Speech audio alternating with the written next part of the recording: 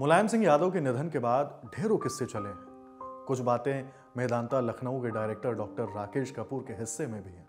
Doctor Rakesh Kapoor बताते हैं कि मुलायम उन्हें दत्तक पुत्र मानते थे। ललन टॉप ने डॉक्टर कपूर से बात की है। मुलायम सिंह जी बहुत ही दुर्भाग्यपूर्ण रहा कि आज हमने उनको खो दिया।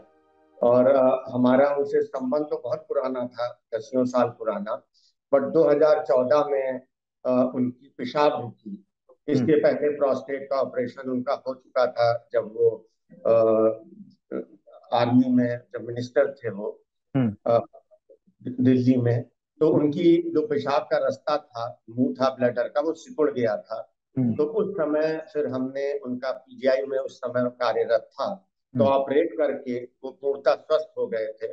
और फॉलो अप में दिखाते रहते थे, बीच बीच में उनको पेशाब की प्रॉब्लम रहती थी, तो उसको हम देखते रहते थे और उसका इलाज करते रहते थे। इसके अलावा जब 2014 के समय उनको कोई और विशेष परेशानी नहीं रही। देखिए, सब लोग जानते हैं कि मुलायम सिंह जी बिल्कुल धरती से जुड़े हुए व्यक्ति थे।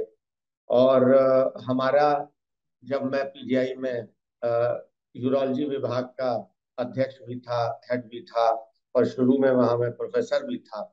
और वो रिश्तों को निभाना बहुत अच्छी तरह जानते थे। तो इसलिए मैं ये कहूंगा कि वो मुझे पुत्र की तरह ही मानते थे। और उनके समय में ही मैं डायरेक्टर पीजीआई भी बना था।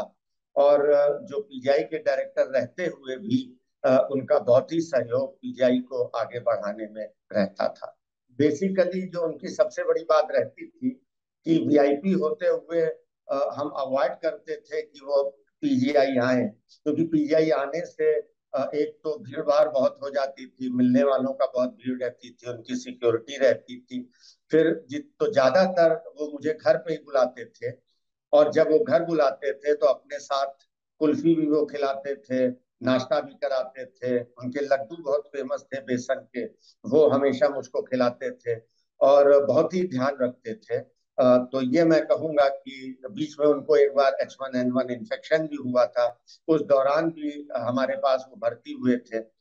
फिर एक रात जब वो छुट्टी हुई थी और वो अस्पताल भर्ती होने को नहीं राजी थे, तो मैंने एक रात उनके साथ घर पे भी गुजारी थी उनकी देखभाल करने के लिए।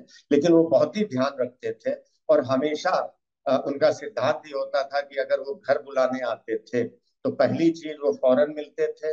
और दूसरा, जब मैं उनको देख के निकलता था तो जब तक वो स्वस्थ रहते थे या तो स्वयं गाड़ी तक छोड़ने आते थे, या वो किसी ना किसी घर वाले को भेजते थे कि डॉक्टर साहब को गाड़ी तक छोड़ के आओ। एक किस्सा और है, बड़ा दिलचस्प, मुलायम के मुट्ठी भर बादाम वाला। किस्सा ये था कि हमारी वो कहना बहुत मानते थे।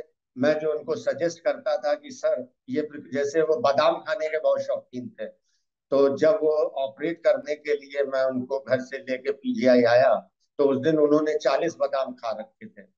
तो मैंने उनसे कहा भी कि सर इतने बादाम नहीं खाने चाहिए। तो वो मुझसे हंस के बोले कि ये कोलेस्ट्रॉल फ्री वाले बादाम है और मैं तुम्हारे लिए भी भेजूंगा। मैंने कहा नहीं सर, कोई ये बादाम कोलेस्ट्रॉल फ्री नहीं होता है और इतने बादाम खाना आपके लिए हितकारी नहीं है। तो वो मेरा उस पर कहना मान के हमेशा मानते थे। थोड़ा वो डायबिटिक भी थे, मीठे के बहुत शौकीन थे। तो कई बार मैं उनको गाइड करता था कि सर मीठे से बचा करिए। लेकिन वो जब भी मुझे बुलाते थे तो साथ में खुद भी मीठा खाते थे और मुझे भी बहुत मीठा खिलाते थे।